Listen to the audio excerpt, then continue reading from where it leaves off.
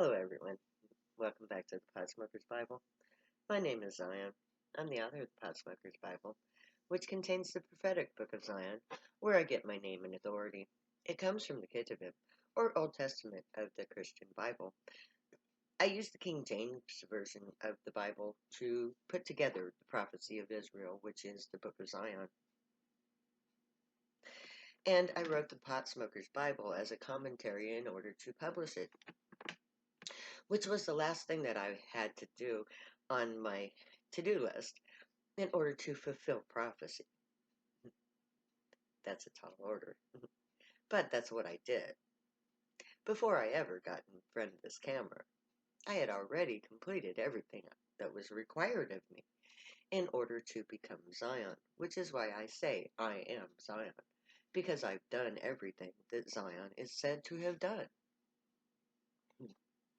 And reality is even now in the process of playing out the ramifications of all the things that I have done.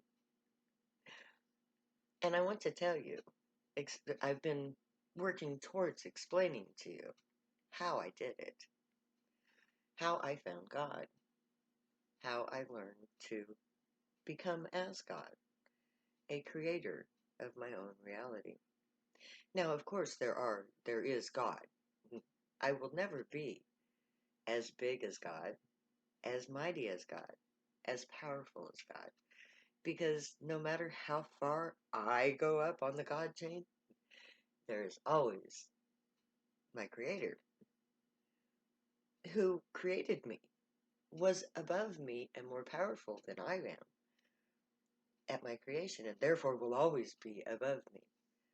I will always honor that God, and I will always honor every other God in existence. And I will always strive to be the godliest that I can be, because I know that life is ascension, and ascension is the perpetuation of the Godhead, to create gods who then go on to create more beings with the potential to become gods and create more, and therefore perpetuate life on a cosmic scale. But we have to get back from the cosmic huge godness of it all, back to the singularity, back to the I, back to the you, and how you can find the joy that I found and take your first step into this wider reality where you are the nexus of your own creation, where you can create your own future that you desire, as long as there's unity. Because reality is the unification of the will of the group. And the group with the most numbers, or inversely the most power, controls the ultimate shape and condition that reality will play out. What is in the now is a direct result of the majority rule of the moment ago that created this moment. And we carry into the next moment everything that we adhere to, everything that we believe in, everything that we give our individual will to. We live in a terrible day that is because of our own false society breaking down. And it is going to go the way of all things false. The truth is coming into being. You cannot forever abolish truth. You can cover it up. You can mask it with a lie. You can build entire societies based on those lies. But in the end, the truth will out. The truth will tumble every lie. And that is why we must base our society on truth. And we must base our own reality on truth, which is what I've been discussing. Now that I have brought you to truth, we need to take the next step into the quantum field, where reality is created, so that we ourselves can take charge of our own facet of reality and contribute to a better whole than the one that we have now, which is not a whole at all. It's a fragmented mess. We need unity, and unity starts with truth, and truth leads to peace, which is joy. And that peace and joy brings us to the opening of the way, the quantum field. And the quantum field can only be accessed in one way, through silence. Think about that for a moment. How hard is silence to you? How long can you sustain your mind in a still, quiet state where no thoughts intrude? People ask me, penny for your thoughts? And I tell them that I don't have any thoughts. And they tell me that that is impossible. And Zion, I do the impossible on a moment-to-moment basis. I live in a reality that is truthful, which is shocking. And I live in that silence. My mind is a quiet place. There's no conflict there. There's only truth. And in that stillness is the ability to feel beyond the physical.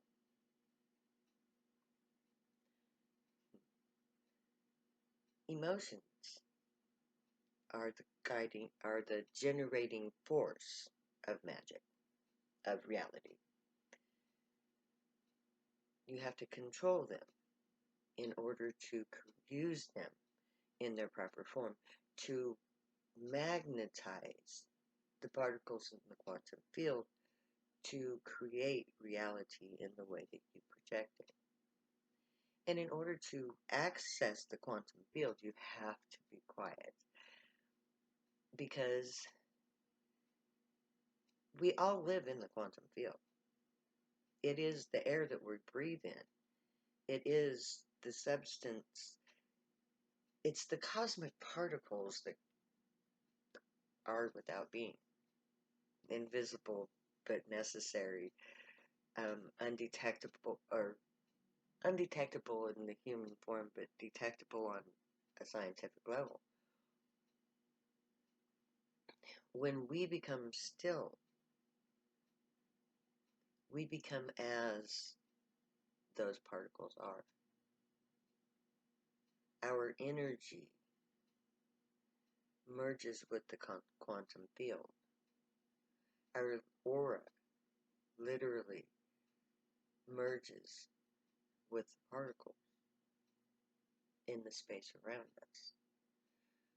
We live in an ocean of cosmic particles and of quantum particles. And when I found my way into this field through the stillness of peace and unity with the divine, I began to perceive the particles. I can feel them surrounding me. They are the air that I breathe. They are an ocean that I swim in. And they enliven me. They heal me. They are part of me, and I can feel them around me. And because I am an active spirit, I have the means to manipulate them. I wish. I mean, I'm pretty sure that there is some kind of camera filter that you can use to show the energy that I'm giving off with my hands. I can literally feel the energy coming off of my hands. And what it is, it's concentrated soul, my soul, concentrated in the stillness of my body, empowered by the particles that I am intermingling with. And this energy that I give off with my palms, it heals people. It creates reality. I haven't mastered the technique yet. All I can do at this point is to generate the energy and to heal people. But the idea of a fireball is not unimaginable considering what I'm feeling. And you can access this field too. Now, it's like I wish I had that. I wish I could show you what I'm doing. Okay? But see, when I'm in the field, I generate energy with my palms. And that energy, if I put my palms together, it's like a magnet. Now, I'm actually trying to push my hands together, but there's an energy field between them. And you can see it. You see how my hands, and they move, and I can stretch the energy out. So now my barrier's out here, and I can feel it. And it takes more force to push my hands together.